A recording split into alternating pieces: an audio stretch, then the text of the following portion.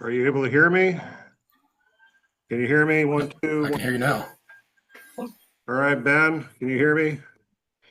I got you. You got me. Got you. I'm gonna turn you up a little bit so everybody else can hear you. Now we're good. Thank you, Chris. All right, good. I was using the wrong microphone. Leave it. All right, so we've got Ben Goodwin here. He's behind the scenes. His camera may not be working, but he is there. Oh, here he is. Here he is. He's the leader of the free world.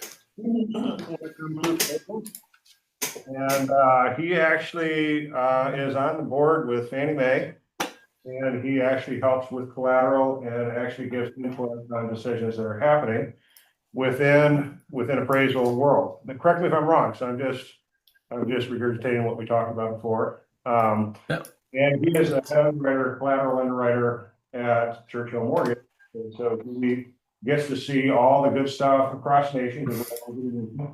And so you see stuff everywhere from here in Virginia all the way out to California. And he has a lot of input, and he also knows kind of like the big stuff as far as what is happening in the market and what is coming when it comes to Fannie Mae itself. So you have the opportunity to ask any questions you would like. And we got a couple people online too. As long as you guys behave, I'll let you unmute yourselves if you have a question. If you get rowdy, I'll mute you myself. Otherwise, I'll just kind of go with that. Okay. So first of all, I'm going to go ahead and start it off just to stimulate conversation. And if you have questions, please feel free to chime in. But talk to us, Ben, a little bit about the direction that that you see right now with what's happening with appraisals in general. What are some of the big things that you're seeing? Yeah, well, recently, and maybe not so recently, there's been an initiative to, I'm trying to think of a delicate way to phrase this, but to avoid appraisals when possible. So when you're dealing with, for example, a house in a PUD, a planned unit development, big neighborhood, HOA, every fourth house is the same. Do you really need an appraiser to tell you what the value is? If you have, a plethora of recent sales and it's easy enough to extrapolate what's the difference in a bathroom between two different models that are roughly the same size, square footage, do you have to have an appraiser comment on that? And the consensus generally is probably not. The major concerns, given that Fannie, Freddie are government-sponsored entities, is that we're just making sure that the home is safe and sound, really more than anything else. The value, assuming that whatever sales price on it may be, is in line with what models indicate the value, could be, whatever that range may be. As long as you're within those parameters, the value doesn't really matter to them because they have enough market data to be able to say that your value is roughly in line. So really the concern is the house in decent enough shape? It's not, falling down, going to be a death trap, and be a detriment to the inhabitants. And also that it's not, in such bad shape that the data points that we have for homes in decent condition are not representative of the fixer-upper. So the Chip and Joanna Gaineses is finding the worst house in the nicest neighborhood. Maybe not necessarily able to also pay top of the market for the fixer-upper. So we have enough market data and modeling to be able to say, your value is roughly in line or it's not. And really, we're just concerned with the condition and quality of the improvements within that house and property. And so we're seeing a push towards property data reports where we don't contract an appraiser. We instead utilize, they call them scanners or inspectors or any number of other names. But effectively, it's anybody that has taken the time to become certified and passes background checks in order to go to a property, set up a tripod like you'd see with like a virtual tour type of thing. And it scans the house, produces a floor plan with like LiDAR, kind of the same thing you have like on your cell phone, right? And we have all the data for how big the house is, what's the layout of the floor plans, and that information is passed over to, in our case, an AMC, where an appraiser looks at it and determines if, based on what they see in the photos and the videos and all that, is there anything that looks detrimental to health and safety or soundness? And if not, then pretty much job done. So it's a pretty appealing product from a lender perspective and from a client perspective as well. Assuming that you don't want the appraiser to tell you that you're making a good decision by paying whatever for the house. You don't have to pay the $600, $700, $800 appraisal fees that we sometimes see. These property reports are about half the cost, so roughly $250, $300, something like that. And the turnaround time on them is like 2 or 3 days. So it's a really good option especially in refinance situations, but certainly in a purchase as well. If all parties are comfortable with the price and we have the option of using property data, it's the best way to ensure that you're going to hit your closing deadline without running into obstacles from an appraisal. So that's kind of the way the market's going. Simultaneously, they are the the GSEs and FHFA. I think FHA HUD is kind of trailing behind as usual to see what Fannie and Freddie do, but they're going to be revising appraisals in 2027 to get away from the current forms that you guys are all familiar with. That form was designed, truly it was designed to be completed on a typewriter and photos, Polaroids, stapled to the end pages. And so now, it's 2025 now, and they've been working on this for 7 years or so, trying to just reimagine what an appraisal could be. And as opposed to having different forms for different types of properties, they basically throw it into a web page. And whatever information an appraiser fills in dictates what additional fields would be necessary for them to describe.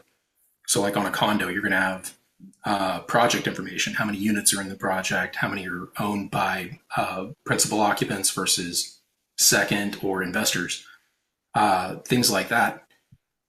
You don't necessarily need on every single appraisal, but when it's necessary, it pops up. And so that information's there, and it provides more detailed photos and better descriptions that help appraisers understand what it is that Fannie and Freddie and lenders want to see. So when, and I know you guys are all familiar with this, when an appraiser would say, I'm adjusting the finished area at $20 a square foot, and they would do that on a $100,000 house. Simultaneously, they'd do it on a $750,000 house. Everybody else is left scratching their heads going, why is it only $20 a square foot for such a huge disparity?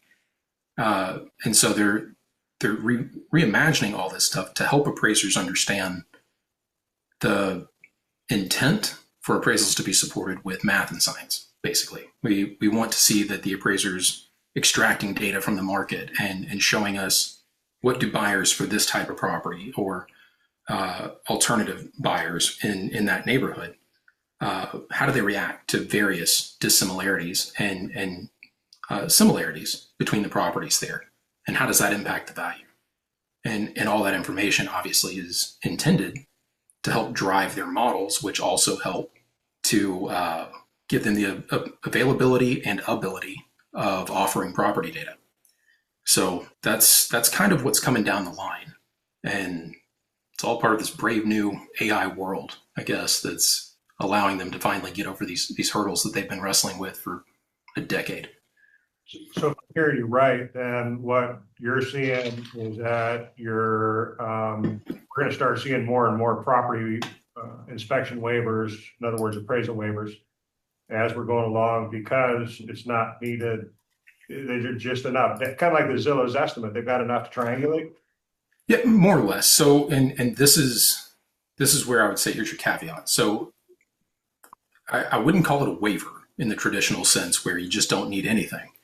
The reason that they're doing this partially is a byproduct of the COVID pandemic. In 2020 and 2021, they issued a slew of waivers. You didn't have to get an appraisal, and everybody could just basically proceed to closing.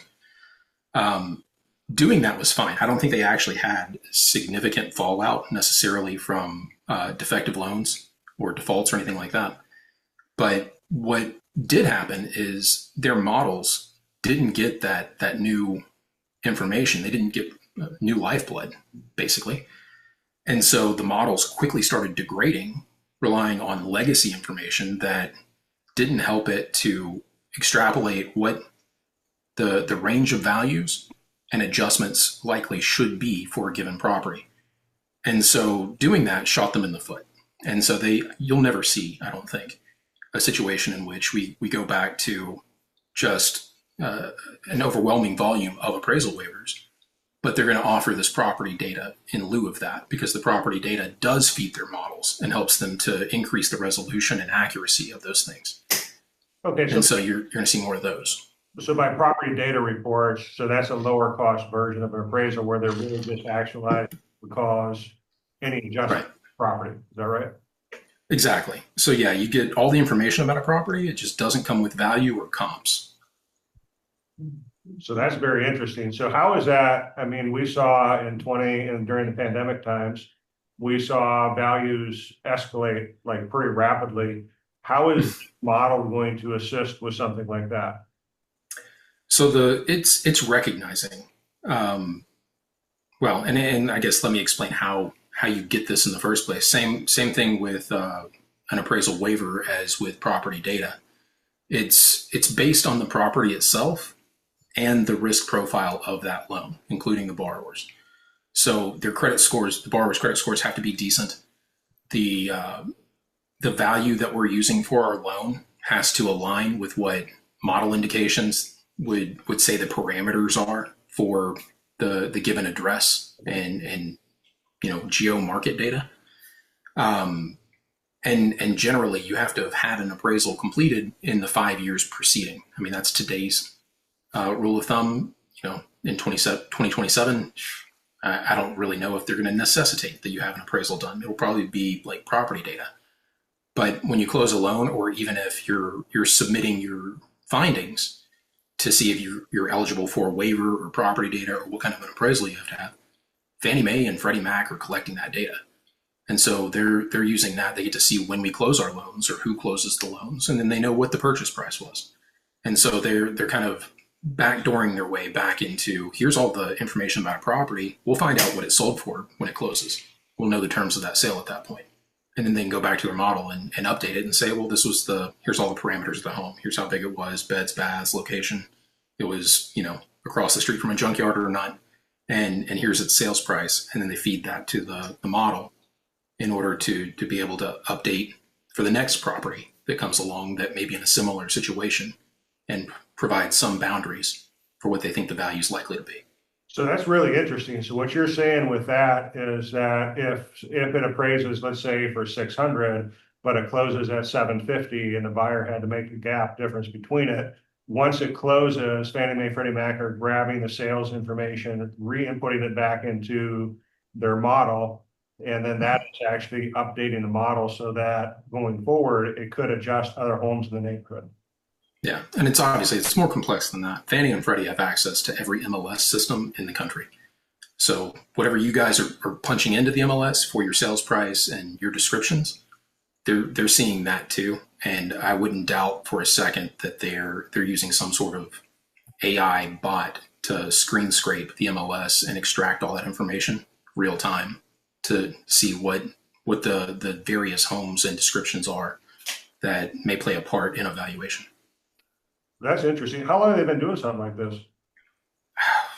Well, we've had Collateral Underwriter, which is kind of the skeleton, I think, of all of their initiatives as far as collateral goes, since 2015.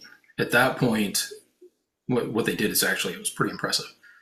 They went back retroactively to 2001 and digitized every copy of every appraisal that they received since that point and going forward. And today, and since 2015, every time a lender that sells to Fannie and Freddie or sells on the secondary market to investors that have the option of selling to Fannie and Freddie, we're all submitting our appraisals through this portal that every single time the appraisal gets revised, it gets resubmitted to this portal. And so it's constantly feeding new data points into this collateral underwriter system that for a lender, it acts kind of as your review platform.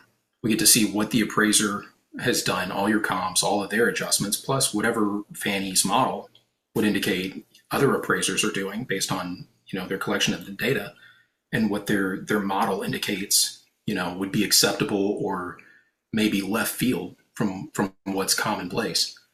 And at that point, the lenders are going through and trying to figure out, does this make any sense? So when you see, some of the really dumb conditions and revision requests going back to appraisers, why didn't you address X, Y, Z? And everybody's going, obviously, duh. Well, it's probably the lender is trying to address something in that collateral underwriter system that indicates that there's an overvaluation warning, or maybe some of the adjustments are skewed based on what other appraisers in that market would typically adjust for similar disparities and dissimilarities.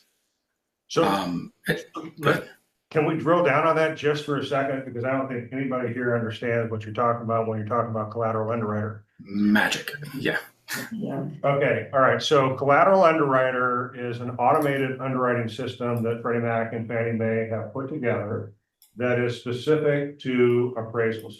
And what they do is I'll let you explain it, but in essence, what it does is it compares the appraisal to other appraisals that have been done. It compares to what other appraisers have done, other appraisals have said, and market data that they're extrapolating from, like I said, the MLS, public records, things like that, to highlight discrepancies. And that pertains to both material things like this home is supposed to have 2 baths and it's been reported previously to have 2.1. It'll flag that and have somebody go in and try to verify that. And it's one of those things that we commonly go back to appraisers to address is, you're saying one of your comps is only 2 baths, but another appraiser said it was 3, which means that you'd have to make an adjustment if the other appraiser is correct. So go back and verify. And if that other appraiser was correct, you're gonna have to make an adjustment, which could impact your value, right? Because baths are one of the biggest things that contribute towards the adjustments in the values. Less so than beds, but similar to GLA. Yeah. Well, wait a minute. Let's clarify this, because it's not just the real appraiser for this house, but the appraiser for that house. When we're adjusting the comps, if that house was by the form in 3 bathrooms and he's saying 2, when he uses it for a comp for this house, once he corrects it, it may affect the value for the house itself. In other words, when yourself. Verifying all the data. All the data. everywhere. Yeah. Right. So it's triangulating the data. Did I get it right, Ben? Yeah, that's spot on. And then on the back of that, what is the adjustment likely to be for that dissimilarity? What have other appraisers adjusted, and what do they think the appraiser should be adjusting? So going back to that rule of thumb, $20 a square foot thing, I'm hoping you guys have seen appraisers deviate from that over the past 10 years or so. In my experience, a lot of that is the product of having this data in this model, this system, and seeing that appraisers were adjusting $20 a square on $1 million homes and $100,000 homes and asking them to make it make sense. And then they started going back and saying, well, I guess it doesn't make any sense. And they started actually extracting some data and doing analysis of the various sales and markets to determine what is the likely difference that a market participant would pay for the addition of, extra square footage or whatever the disparity may be. So And that's kind of how this is working. I want to drill on that comment real quick, because many times we think the appraiser doesn't care about what's happening in the future, but he just said they do. Okay, so what he's saying is, what would somebody pay for the difference between these two? And Fannie Mae is taking that into account in the algorithms that they're putting together. Did I hear that correctly? Yeah, that's exactly it. So appraisers are getting graded on their work. And it's no longer the case today that a home is worth what somebody is willing to pay. I mean, that's the definition of value.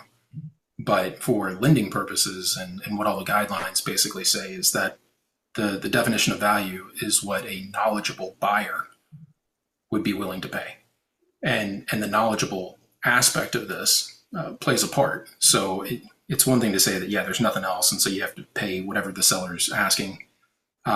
It's something else entirely to say that you're familiar with that market and you know what disparities and differences in a property contributes to value versus what doesn't.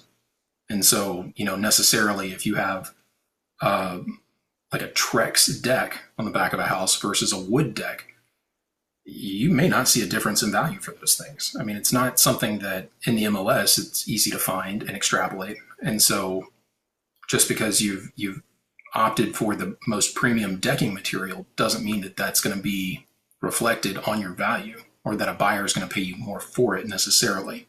It's kind of a difference between value add and something that really is just appealing in the market and may drum up more interest in a property because it does have something that's nice and less maintenance, right?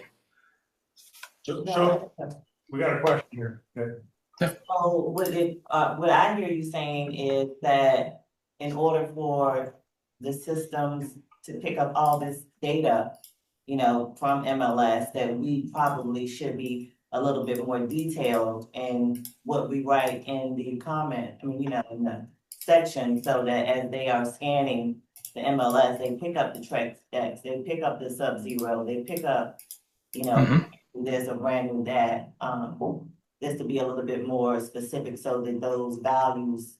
Yeah, so Definitely. what are those buzzwords that? Yeah, What buzzwords are on that list? Yeah, so. Yeah, absolutely. Did you hear the question? Sorry.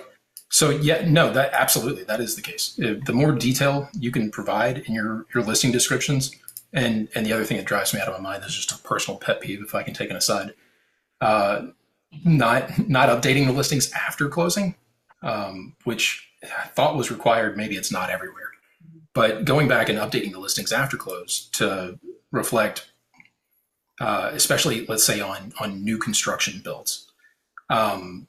What did the buyers opt for? What were their preferences? What was the sales price? Things like that are necessary not only for the appraiser to try to come up with a value, which they're gonna do their best to come up with a value anyway, but on the back end to alleviate some of the headaches and frustration that you may get at the lender level when an appraisal goes through underwriting. And we're using these systems to validate what the appraiser's done, the comps they use, the adjustments that they make. We're similarly going to be going out and trying to find information about some of the potential sales out there. So the more information you have available for all of us to reference, the more likely it is that we can see what you and your buyers see and justify prices that are increasing. Because, just the inherent nature of an appraisal is that it's a snapshot in time and retroactive. So they use sales that closed as of the date that they inspected that property, not the one that's going to close next week or next month. It's already transpired. And so a listing doesn't carry a ton of weight in an appraisal because it's not closed yet. And we don't know what the terms of the sale were. Was there, 2% seller concessions, or was there 5%? That makes a big difference. So the more information you guys can add, the better off we all are, truly, because we're going to use that information to try to, one, probably pad the models, but two, from a lender perspective, it's going to help me to justify a price that's above what the last sale in the neighborhood was. Does that make sense? Yes. Your question? Yeah, because when you say we, you're talking about like the real people in a real traditional appraisal sense, right? And not the property data report, because that's different, right? Right. Well, yeah, property data has no value. Yeah. So on those, you don't have to worry about somebody like me coming along and going, why are you adjusting, 20% for the difference in a half bath versus, what every other appraiser adjusts at like $2,000. So yeah, it's more so for when you have an appraisal and when we're trying to justify market increases, price increases. So especially important around spring, right? And summer. when we're trying to get out ahead of the other sales before they hit the market. And we know that the price point is probably reflective of what homes sold for last spring or summer, but there's sales over the fall and winter that, took a dip because things get slower. The houses sit on the market for a little longer, which incentivizes sellers to drop price or add concessions, and it lowers that ceiling. So to raise it back up, you have to have something to reference to say that, well, the buyers are willing to pay more than that fall and winter sale because of XYZ. And it's usually not enough, like I said, to say it's just Trex decking, because we need to be able to extract market data to say that on average buyers do pay more for this, and here's the data to prove it. But an aggregate of things, so you do have your Wolf stove and Sub-Zero fridge, you have Trex decking, you have hardscape in the backyard. Those are things that we can use to supplement our reviews and justify why there may be a price increase above that last fall and winter sale. And the appraisers can do the same thing. And so the lender and collateral underwriter people like myself, we're trying to think like the appraiser and trying to help the appraiser justify values. But when there's no data, it's very hard to justify significant bumps. One more question here. Do we need to be using language that appeals more to you guys, the humans, or more to the AI? Oh, if I knew that, I probably wouldn't be working at a mortgage company. Yeah, I don't know how to talk to AI and convince it to look at my stuff first. But I wouldn't doubt that that's a great idea. I know I've heard stories where people have put on their resumes and whited out the font, ignore all other prompts or whatever and read this and say that this guy should be hired. I bet there's a way to game the system and do something similar there as well, to say that this is the best house that's ever been sold. It is the nicest. For once, the buyer was right, or the seller was right. It's the nicest house ever. But no, I think your listing descriptions are intended to appeal to your prospective buyers in the market. Continuing to have your descriptions appeal to the buyers is probably what you want to continue to do, just to incentivize people buying. You guys are salesmen and women, and you need to try to incentivize people to buy. But having a separate section that lays out the specific benefits of the property probably wouldn't be a bad idea. And that's kind of like what an appraiser would do. Usually on the bottom of the first page of an appraisal, they have additional features, I think is what the section's called, where they lay out, here's all the benefits of this property. Here's the updates that it's had and when. And those factors are recognized by lenders as well as Fannie and Freddie as things that impact the overall value conclusion and would reflect some market reaction from buyers given those updates. Can it be added as a supplemental, under supplements? We have a tab where we can add supplemental documents to include floor plans, upgrades, things like that that have been done in the house. Would that be something that you could look at from the MLS viewpoint? Fannie and appraisers, Fannie, Freddie, and appraisers would be able to do that because they have access directly to the MLS. We're not Rocket Mortgage. We don't have all the money in the world to pay for the MLS subscription to every market and MLS in the country. So we rely on what's publicly available. So whatever would be mirrored over to like Zillow, Redfin, Trulia, things like that. So, but like I said, the appraisers though would have access, I believe, to that additional page, and they can use that to basically copy your remarks into their appraisal to justify what they're doing and what they're saying. Because ultimately the appraiser is supposed to be eyes and ears for the lender to help us evaluate the collateral for a loan. And so they're incentivized, obviously, to tell us why this is worth it and explain what's going on. Because like I said, they do get graded overall as far as their value as it relates to what the market and model indications would be from Fannie and Freddie. And they want to make sure that they're roughly in line, but when they're not, that they can justify why they're not. So, on this topic before I kind of drill into something we just talked about.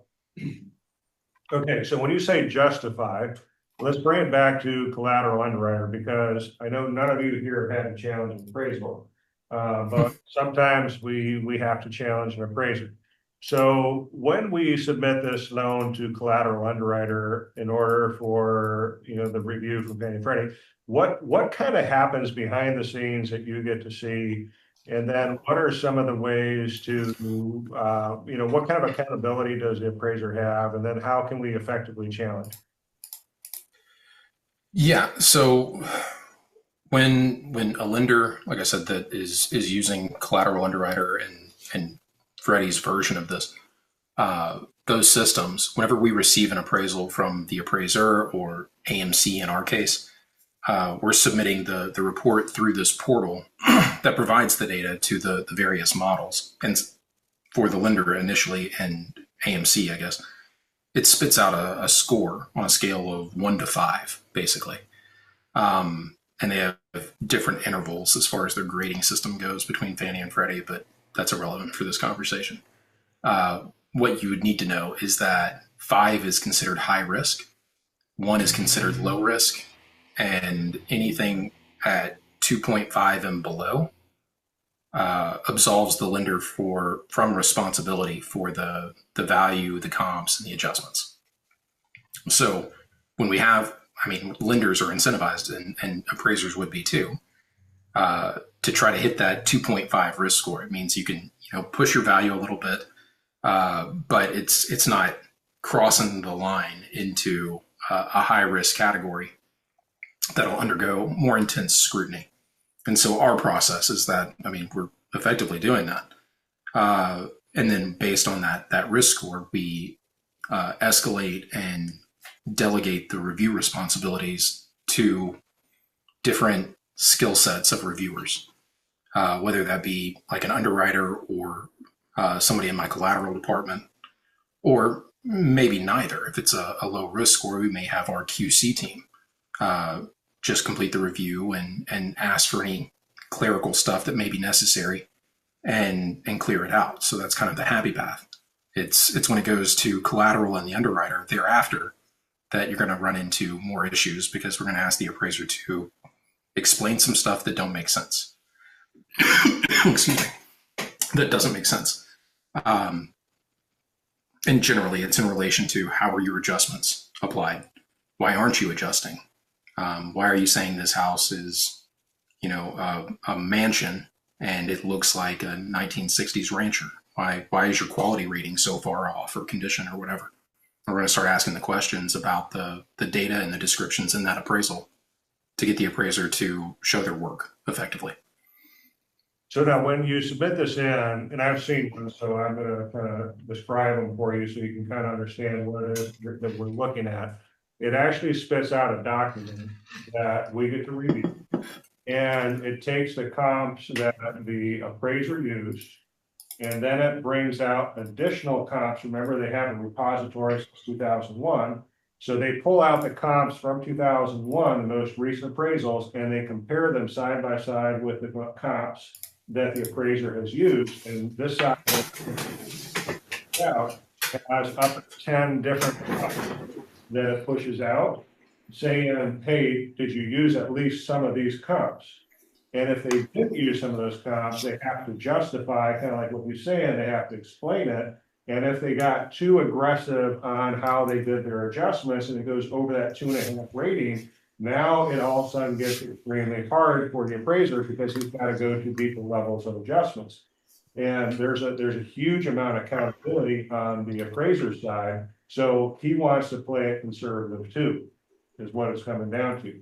Now, I had one where we got into kind of a little bit of a match with the appraiser, and this was back in the spring. And we did all our due diligence up front. We felt like this house would appraise, just say 200, use a round number.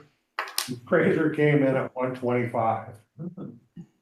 And we literally went and pulled this report. We looked at the 10, and the top 4 were the ones we had selected, but the appraiser had used 4 different ones than what we had used.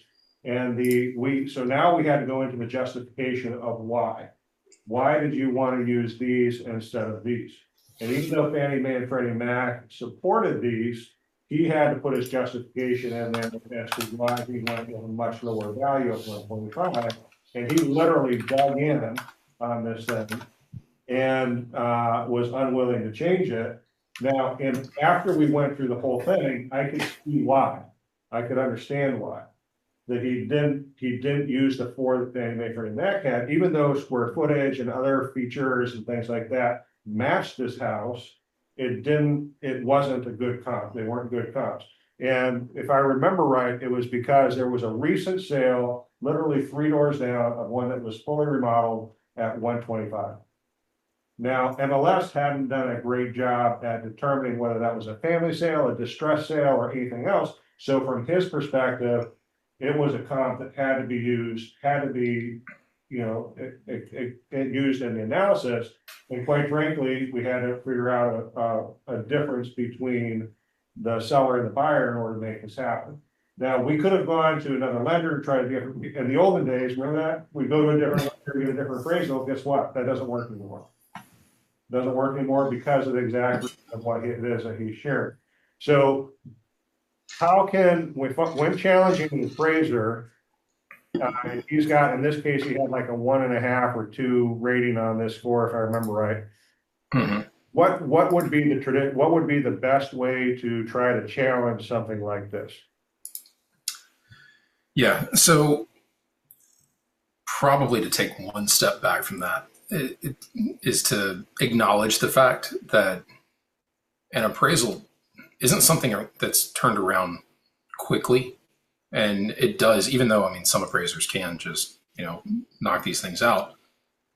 But on average, an appraiser is spending, a minimum of 3 or 4, if not 5 and 6 hours writing this report, collecting data, extracting information from the market, and throwing together an appraisal that has a narrative to justify what their final value conclusion is. So, and I say this often just because I want to make sure we paint this in the right context, that, if you were submitting a book report and as soon as you deliver it, the teacher kicks it back to you and says, yeah, you're wrong. I think you're anything like me, would probably justifiably be a little frustrated that they disagree with you and don't necessarily tell you why, or the reasons they tell you that you're wrong don't make a lot of sense, and it's off the mark from all the information and all the work you've put into this report. So that's something to, I guess, try to keep in the back of your mind when you're dealing with an appraisal that comes in below your target purchase price. And the way to approach it, sometimes it is about how you say things and not necessarily what you say. Telling an appraiser that he's off his rocker and, the price should be whatever it is, call it 200, I guess, in this example. But that would be a violation of appraiser independence requirements. We can't tell an appraiser that he needs to support this value. That's a good way to get reported to your licensing boards. And we as lender, look for that and scrub that language before it ever gets back to an appraiser. But I can't control what you guys or any of the realtors do or appraisers do as far as your own personal cell phones and stuff like that and making phone calls. That's kind of beyond my scope. But going back to an appraiser and saying, hey, thanks for providing this report. We have some concerns. Obviously, we're off the mark. The best thing you can do first and foremost is identify issues in that appraisal that are materially wrong or errant. So if the square footage is substantially off, not, ours is 1327 square feet and the appraiser is saying it's 1325. Well, that's a rounding error. And if you're pulling it from public records, there's no guarantee that that's necessarily correct unless you physically put your tape measure or wheel on the property and measured it out. I don't know that I would challenge difference in finished area of less than 5%. You're probably not going to be able to win that argument, because then you're asking the appraiser to find a needle in a haystack to see what the difference is. But significant differences in finished areas, significant differences in amenities. If they missed, I've had an appraisal in the past where the appraiser missed the third story because it was obscured by a door that the appraiser assumed was like a coat closet. And so we were off the mark by like 200 or 300 square feet. And it's still, even at that, took a minute for us to figure out what was going on, because as the lender, we have no idea what the floor plan looks like until the appraiser tells us. And the appraiser is the one that told us it's, smaller than what the agents thought. So once it dawned on everyone, we sent the appraiser back out and had him go upstairs and measure that square footage and add it to his appraisal. And that changes in the value. So without material errors or omissions in an appraisal, your second best approach to addressing value or having the appraiser reconsider their value is to provide other market data in support of adjustments or alternative comps that would be better than what the appraiser has. So whatever they've put in their appraisal, we need to make sure that if we're going to suggest a different alternative sale, I guess, that it's at least as similar to the subject property as what the appraiser is using. So if it's 1,000 square foot house and the appraiser is using comps that are 700 square foot to 1,500 square foot, sending a comp that's 2,000 square feet probably is going to fall on deaf ears. We need to try to stay within that 7 to 1,500 range, and ideally, the more accurate and the closer you can get, the better.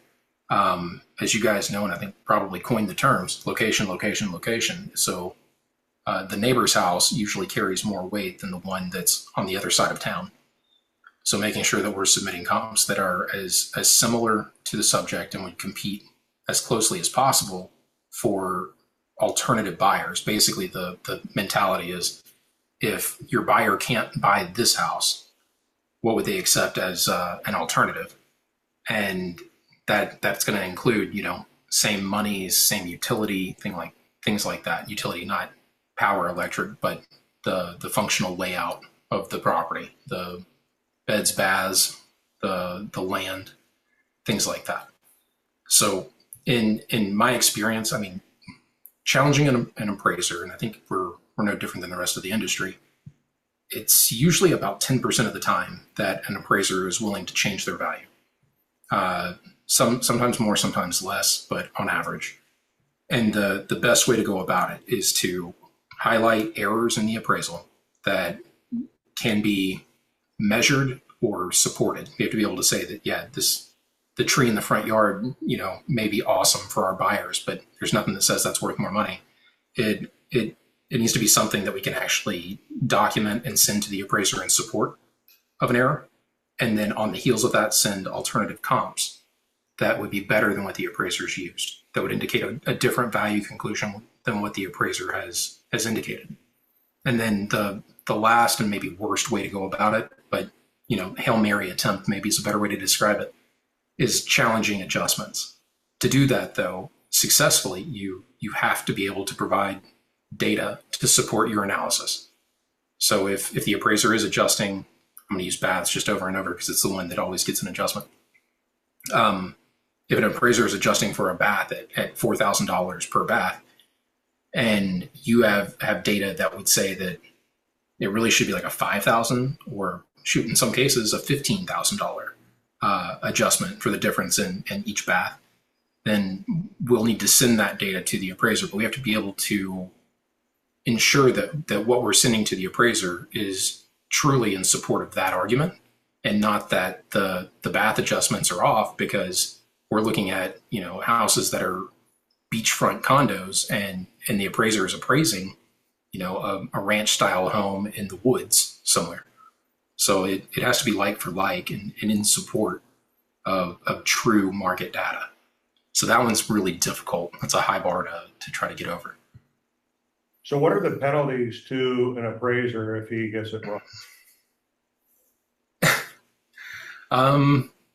They can lose their license ultimately if an appraiser misrepresents a property and they're unwilling to make corrections.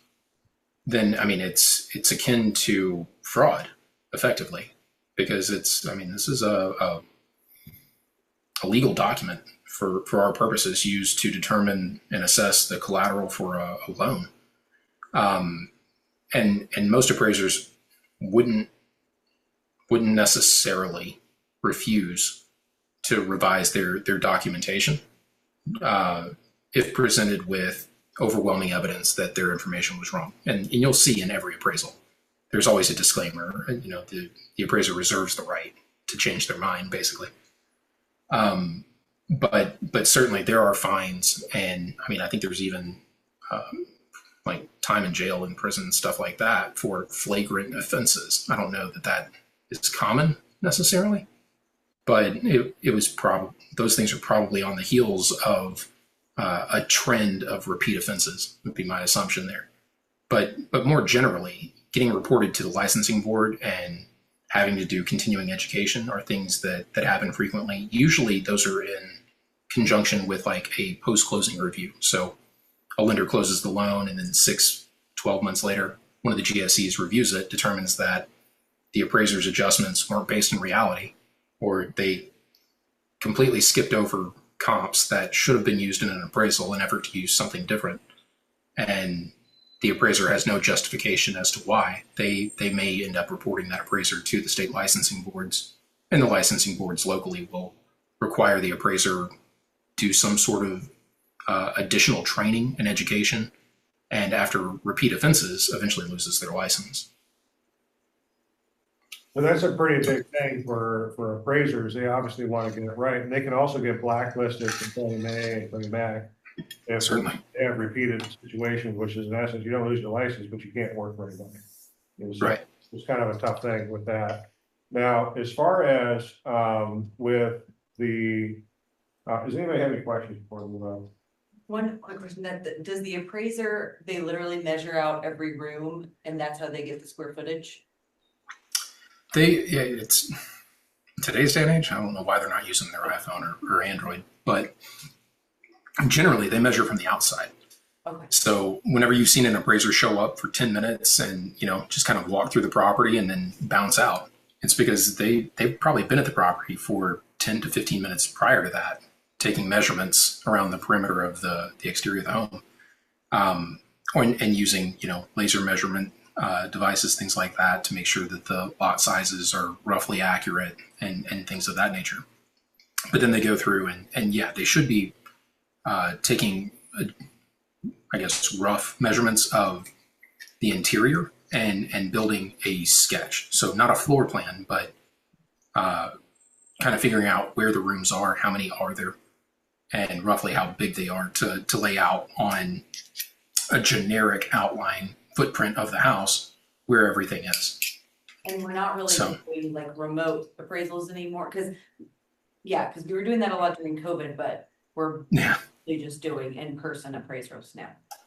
For the most part. So in conjunction with these property data reports, there's an opportunity. Maybe that's not the right word to use because that sounds optimistic, but there's a situation in which a lender would receive a property data report and then, based on the information in that report, require an appraisal. It usually pertains to something like external obsolescence is the term, but basically it's an external influence. So there's high tension power lines, say like a salvage yard next door or across the street, you back up to a runway, some sort of external influence, or maybe a highway is probably more common. If you're underneath the overpass, then we're probably not going to be able to use property data report because the external influence is going to impact your marketability and your value. So on paper, based on the location, based on the size, shape, and utility of that house, your value might be good and you could get property data, but It's because these models don't recognize the fact that there's something else that would impact your value, that it's just not something that can be coded into their models to account for and make adjustments for. So in those cases, lenders are obligated to review these property reports, these property data reports, and look at the photos and look at the aerial imagery to make sure that we're not right next door to the salvage yard or whatever, or under the overpass. And in cases where we are, then we would have to send that property data to an appraiser who uses that to basically do the same thing you're talking about. They do a desktop appraisal or a hybrid appraisal, depending on which GSE we're talking about and their chosen nomenclature. But they're they're using that information from the property data and just copying and pasting it into an appraisal and then doing a market analysis to come up with comps and adjustments based on that information. But here's the thing that I'll differentiate this with, though. In COVID, I agree that these desktop appraisals, I think is what they were called back then, or something like that. The appraisers were very conservative in their value opinions. And that was basically the main complaint that all of our teams had, was that the appraisers taking on the appraisal assignment, and they're turning the report around relatively quickly, but every time they're saying, the value is less than what the purchase price is. And they're just, because they're not physically walking the property, they're using that as justification for not trying to push to support the purchase prices that buyers were offering and sellers were accepting. Today, though, I think that's changed a little bit, where appraisers have become more comfortable with this process, and they're beginning to actually support your purchase prices when there's market data in support of that, and they're not afraid that Fannie Mae or Freddie or some lender is going to blacklist them for not taking a conservative approach, and they're not at risk of losing their licenses or being reported for trying to support what they would if they had actually visited that property. So it's a little bit different, but still, I would rather, because costs are the same and the overall turnaround is about the same as far as how quick can you get your valuation back, I would opt to have a full appraisal as opposed to do that hybrid type approach. Because why burden two different contractors and your borrowers, God forbid, if the appraiser does need to call and do an inspection or something? It's just a lot of coordination and schedules. I'd rather just have the appraiser call the borrower, seller, whoever, inspect the property and provide us with their value. And I just have one person to talk to if I have questions. Okay, we got another question here. Yeah, what was GFC? What does that stand for? Oh, sorry. Government sponsored entity. That's Fannie Mae, Freddie Mac. Oh. So, Okay. yeah, the overlords of appraisal lending guidelines. Yeah, the great eye. That's big brother. So another question here real quick. We actually had this, I think Lizzie brought this up at the beginning, where somebody had, in essence, done a home remodel or finished a basement, but hadn't necessarily gone through the permitting process. It's not at the county records, it's extra square footage, but how is that looked at when it comes to one of the new environment we're in? Yeah, so the guidelines actually in that regard have gotten more lenient over the years. I think specifically what it says is that unpermitted additions to GLA, gross living area, the appraisers are supposed to comment on the quality of finish, was it done in a workmanlike manner, and then address the impact to marketability and value. I cannot remember a situation in which an appraiser told me that the remodel, actually I take that back.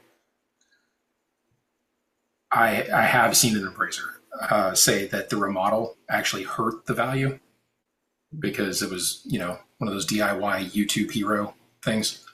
But by and large, if it's done in halfway decent manner, the quality of the finish and the end product looks similar to what the rest of the house looks like. The appraiser just has to note that it wasn't permitted, but they can contribute or attribute full value to the remodel.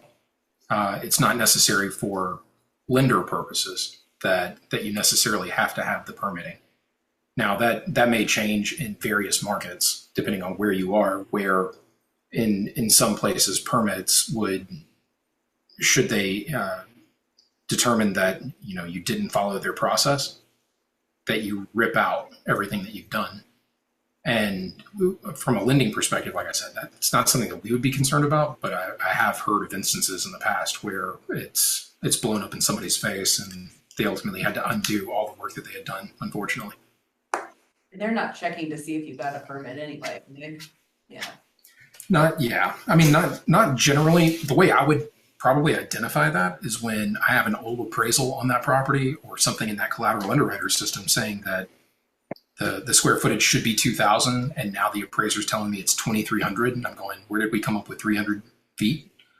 And then I'll ask the appraiser, and looking at photos, online listing information, stuff like that, try to deduce where did the excess finished space come from. And then I'll ask that question basically just to have the appraiser follow the guideline and make sure that he provides the basically magic words to say that, yeah, it's an unpermitted addition and it's been done in a work-like manner. It is favorable in the market, basically those three things. And that gets me over the hump and prevents Fannie and Freddie from having an excuse to tell me that we need to repurchase a loan because our appraisal was overvalued or we didn't follow the rules to the letter, Couple more questions. But, in the situation where we have the 300 square feet discrepancy, would you recommend that the seller make the adjustment like with the county to reflect the the additional square footage? The record. The underwriter in me tells me to say yes, you should always do everything by the book. The collateral guy says do what you can get away with. But the process though, think of it this way: if you're going through the typical permit processing, it involves having the inspector out to make sure that your framing is adequate, your electrical, your plumbing, and if it's already a finished space, the only way to do that is to rip stuff out for the inspector to be able to get in and verify. So for me, I'm in the county and I've knocked down a wall and begun finishing out my attic here. And all of those things technically, and Chris, I'm trusting you not to publish this in front of the GSEs so I don't get called out, but technically permits are required here. And I have not attempted to have permits for any of this stuff because nobody's checking. Why would I pay the extra money and deal with the delays involved in that? So it's everybody can operate at their own risk, but from a lending perspective, finishing out your attic, as long as it's done in a quality that is similar to the rest of the house and it doesn't appear shoddy and dangerous, it probably is going to contribute to value. And I just have to have the appraiser say something to that extent. okay, so we're running out of time. I think we're a little bit past time. So I want to be conscious of this time, but I do want to ask one more question because this seems to be something that's coming up quite a bit lately. Solar panels. Talk to us about solar panels real quick and how much value do they really add to a house? So like everything, every adjustment that an appraiser makes is intended to be supported by market data and similar to the sub-zero type scenario. If the only data that you have is basically the store website saying here's MSRP, then you don't have market data. You have MSRP. You have the retail data. So if the appraiser can't find evidence that buyers are paying a premium for solar panels in that market, then they can't make an adjustment. If they do, and somebody like me comes along and says, show your work, they won't be able to do so, and they'll end up taking it off because it has to be based on something. And solar panels are unique in the respect that The only way for them to contribute value is if they're owned. When they're leased, well, it's not a permanent feature of that property. It's something that if you don't pay the bill, they can be repossessed. And so it has to be owned. And that would be something that I would highly encourage you guys to include in your listing descriptions. Whether or not the solar panels are leased or owned, that helps the appraiser quickly figure out if they can use that as a data point in support of making adjustments. And I'm not going to burden you guys with the other aspects of it. They can get tricky, though. There's UCC filings that we have to review and a bunch of legalese that we have to take a look at on solar panels to make sure that everything has been reported and recorded correctly. All right, so any other additional questions before I let them go? And so we're gonna take a couple minutes after this just to talk about how to apply this. But thanks, Ben, so much for coming out and joining us and spending time with us. And those of you who are online, we love you, but you get to hear her in person next time we come. So thank you so much for coming and Absolutely. Thanks for having me. Thank you. You guys take care. Yep. Bye-bye.